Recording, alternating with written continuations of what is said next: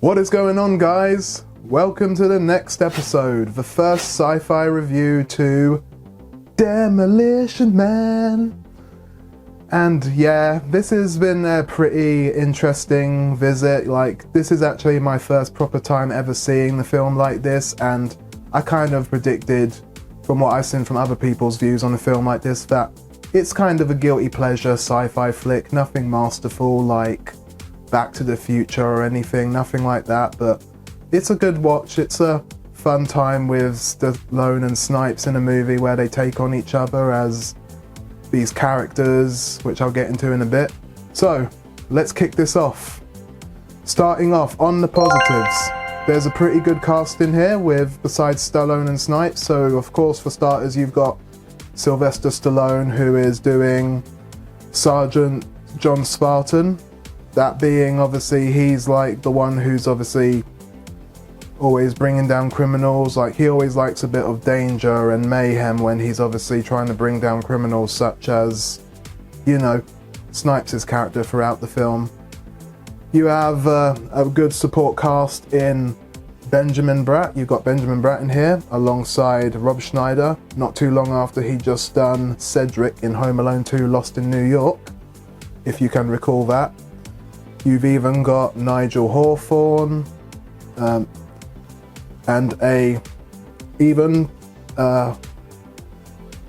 Bob Gunton, Warden from Shawshank Redemption. Also pretty good to see him in here as well. It's fun to see, obviously, a support cast like Bob Gunton, Benjamin Bratt, Rob Schneider in a movie like this. Here to obviously have a good time, no doubt, and they deliver. Even at a point we get Denis Leary. And of course I'll get onto that in a minute. But yeah, of course our leads here are Stallone and Snipes, and then you obviously get a gorgeous, gorgeous Sandra Bullock. Like, man, Sandra Bullock, yep, that's Hollywood's sweetheart right there. And of course, yeah, there's even some parts with her in the movie that, I mean, like, are a bit like, okay, are you really trying to turn us on now, Sandra? And then obviously, you know, you get some pretty good moments where obviously we get to see how so Sandra Bullock's character, her character's name is Huxley, based off of the name of the author Aldous Huxley. You do get a bit of like ideas thrown into this movie, like the setting of San Angeles as it's called in the movie. You do get some of the, obviously, the Back to the Future vibes with the futuristic cars and whatnot. Followed by that, you've also got Denis Leary's character known as Edgar Friendly, who is obviously the leader of this sort of outcast resistance known as the Scraps. And obviously they just kind of serve like a bit of a purpose where like they're kind of outcasts to the rest of society, so they haven't really got their own way of freedom in the outside world. Because obviously society has changed over time, and obviously Nigel Hawthorne's character is kind of the villain here. That's obviously the reason for all of that. So you think you're taking me in, huh? Guess what? Not happening. You tell Cocteau he can kiss my ass. Yeah, that's right.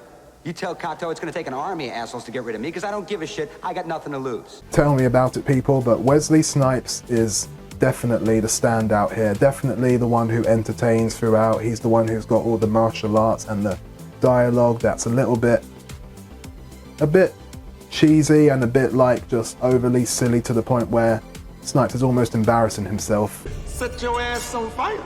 Federal Statute 537-29. Stop it! I'll be goddamn like a New York cockroach.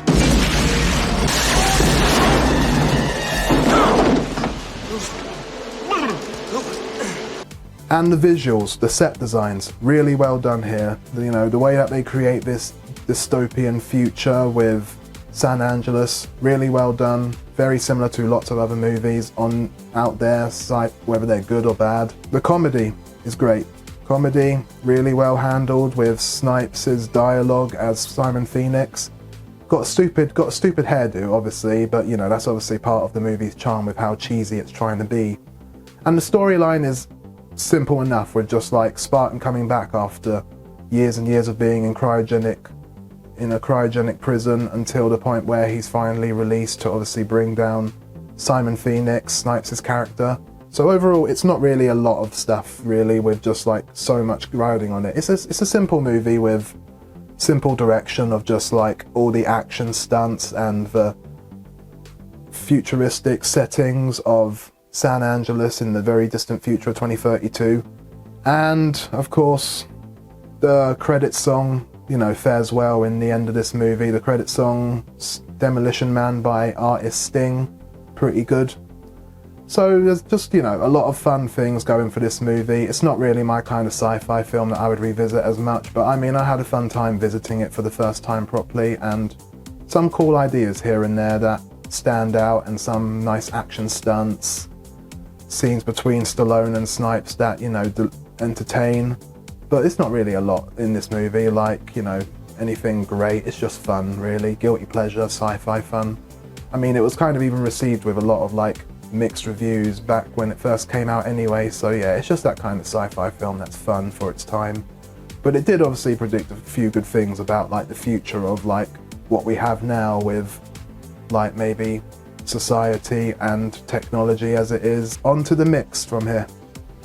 Now, with Simon Phoenix, Snipes' character, originally Sylvester Stallone apparently wanted Jackie Chan to do that character, and the reason why that never actually happened is because apparently Hollywood just hates its Asian heroes such as Jackie Chan, besides Bruce Lee or Jet Li, obviously being a villain, so that's why that never happened. But I guess, you know, would have had much more fast-paced martial arts from someone like him if it was him and not Wesley Snipes in the role. But either way, still gotta love Wesley Snipes, you know, you can definitely tell that even if it wasn't him, you know, in the role, it still would have probably fared as a, you know, same old kind of average film as it is.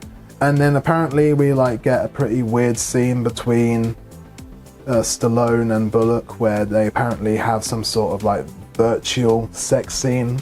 Pretty stupid. I was wondering if you would like to have sex. Oh, yeah. Now just relax. We'll begin in a few seconds. Begin what? Having sex, of course.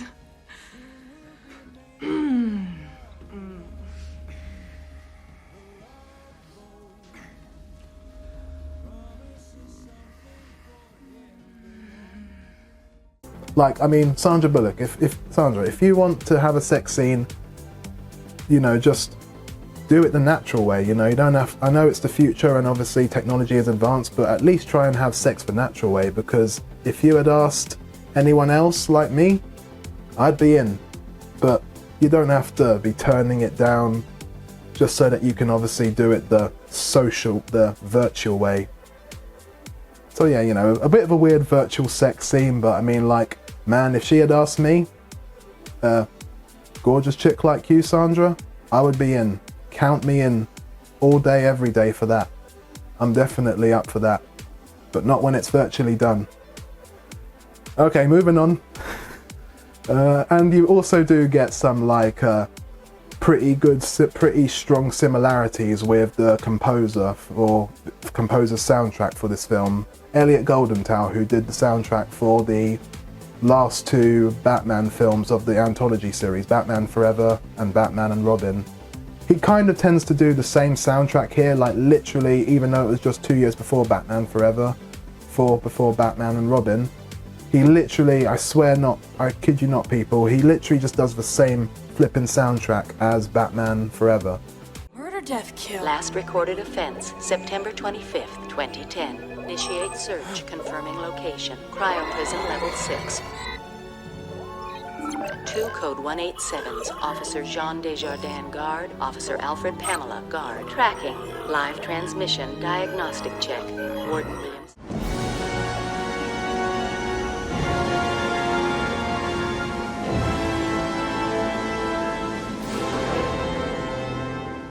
Like the way that the beat is done, the rhythm of it, it's very much exactly straight out of Batman Forever that he's using here for Demolition Man, and that's just kind of like, it's good soundtrack. I get that maybe you loved that a lot and that's why you wanted to use it for Batman Forever as well afterwards, but it's a bit lazy. Come on, try and compose something a bit different, a bit more futuristic based for this kind of film. Overall, this is just again the kind of guilty pleasure kind of sci-fi film that's not trying to be great. I wouldn't say it's great, it's just definitely an averagely fun sci-fi film that I can have a blast with when I'm in the right mood for it. But overall, fun movie, nothing great, nothing superior, no, not one of those superior sci-fi films that's the greatest of all time, but it did have some good ideas and some fair share of entertainment throughout, and overall, it's definitely one that I would recommend you check out when you're in the right mood for it, if you're one who feels the same way about a movie like this. So go check it out. Help yourselves to a bit of guilty pleasure entertainment when you feel open to. And of course, as always, people, keep liking, subscribing and commenting down below, and stay tuned for more on the podcast.